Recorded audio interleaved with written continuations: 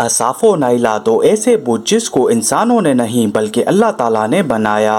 उनसे क्या गलती सरजद हुई कि अल्लाह ताला ने उनके जिस्मों को पत्थर के जिस्मों में तब्दील कर दिया और उनको बुत बना दिया।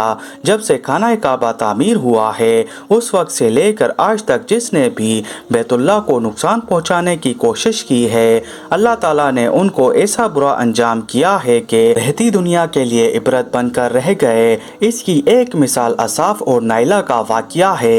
ये बनु जहलम के कबीले में रहा करते थे।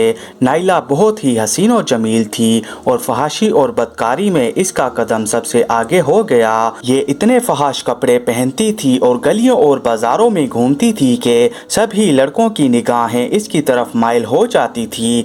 कबीले का हर नौजवान नाइला से ताल्लुक बनाने का ख्वाहिशमंद था। इन्हीं लोगों में कबीले के सरदार का बेटा असाफ भी शामिल था। असाफ और नाइला आपस में दोस्ती कर बैठे। उनकी दोस्ती इतनी गहरी होती हुई चली गई कि वो आपस में इतनी गहरी हो गई कि वो आपस में जिनाकारी पर मुतमईन हो गए। असाफ और नाइला इतने बदकार हो गए कि उनके इस अमल की खबर उनके वालिदैन को मिल गई और उन्होंने उनको आपस में मिलने से मना कर दिया।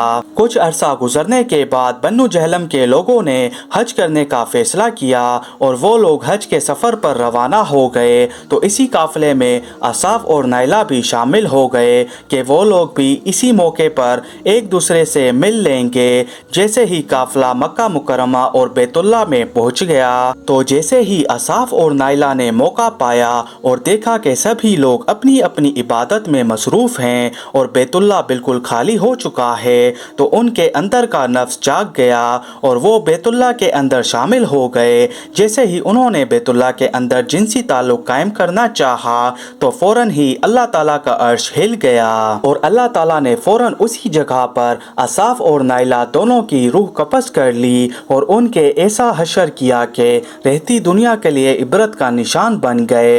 अल्लाह ताला ने असाफ और नाइला दोनों के जिस्मों को पत्थर के जिस्मों में तब्दील कर दिया और उनको मुजस्मा बना दिया।